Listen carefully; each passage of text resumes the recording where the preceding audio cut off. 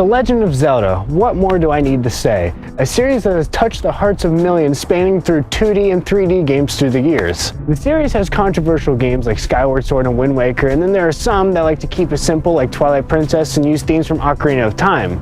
I don't think either is bad, but they both have their merits and both have their flaws.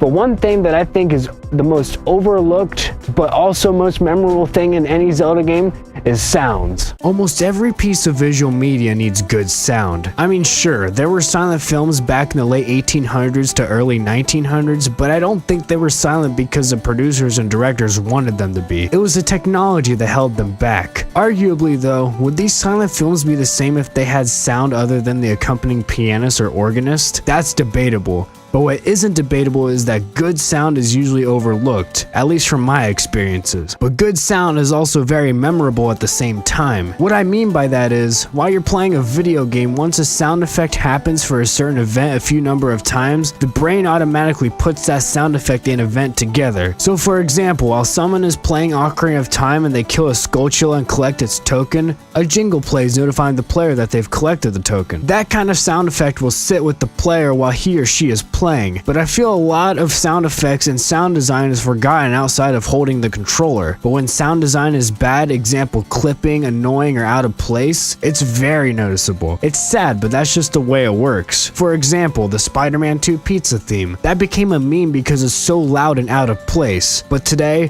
we're going to be talking about how good sound effects are, specifically in The Legend of Zelda. This is my top 5 Zelda sound effects. Retsu go. Majora's Mask is a weird game. Impending doom, playing hide and seek, and collecting masks is the name of the game. But at one point in the game, like Ocarina, the player has to visit the Gorons for one reason or another. Going inside the Goron village, the screeches of a crying child can be heard through the whole village, making every Goron cover their ears. His cries even extinguish the torches in the room. This baby Goron misses his father, the Goron Elder, although he looks more like a grandfather. But either way, the sound effect for the child's crying is one of the more annoying ones on this list, but it is very effective. Just listen and tell me that you don't want to do everything in your power just to shut this little bastard up.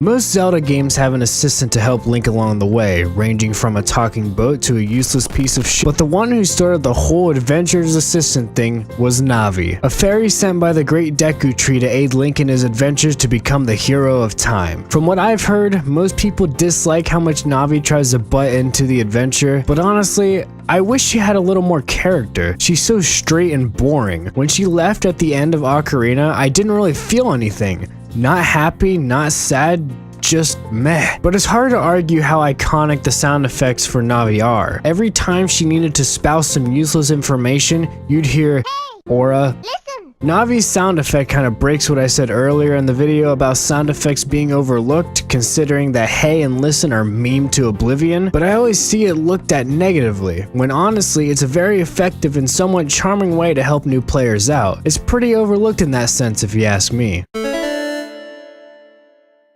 When enemies in Zelda die, they usually drop goodies. That's pretty standard, and I'm pretty sure everybody knows that. But in Wind Waker, some enemies will drop these orbs that change color. You can crack them open and get all kinds of goodies. This one's pretty short and sweet, but it's so satisfying, and even I usually overlook this sound. When you crack open one of these orbs, it has like a glass break sound effect, and all the things that pop out make their own sounds too. I miss this when I play other Zelda games. It's just so satisfying.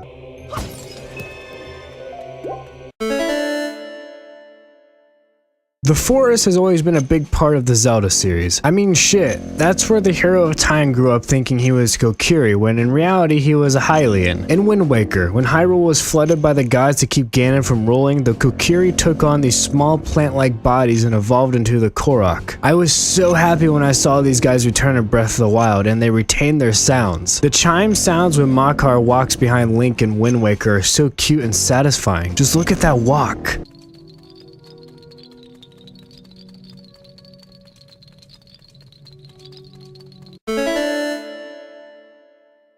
You know what it is. You're low on hearts and you're fighting a dark nut. The thought of almost dying is no longer a thought when you hear this sound. Ah yes, the low health beeping sound found in pretty much every Zelda game. Some find it quite annoying, but I find it a nice reminder that my life is about to end. Now sure, it is pretty annoying in Ocarina of Time and Majora's Mask, but in Wind Waker and Twilight Princess it's perfect. It doesn't sound like an alarm clock, but it doesn't get quiet like in Breath of the Wild. I think the low health sound is the most overlooked yet most memorable Zelda sound effect in the entire franchise. It's not really something an average person thinks about outside of playing Zelda, unless it's Ocarina of Time's alarm clock, then yeah, maybe. Thank you guys for watching this top 5 video. I'm trying this new thing where I'm out here filming stuff, and I got the little mic here. But thank you guys for watching. Please like, comment, favorite, and hit that subscribe button. And if you guys want to see a certain top 5 or top 10 list from me, just leave in the comments below. Other than that, I'll see you later.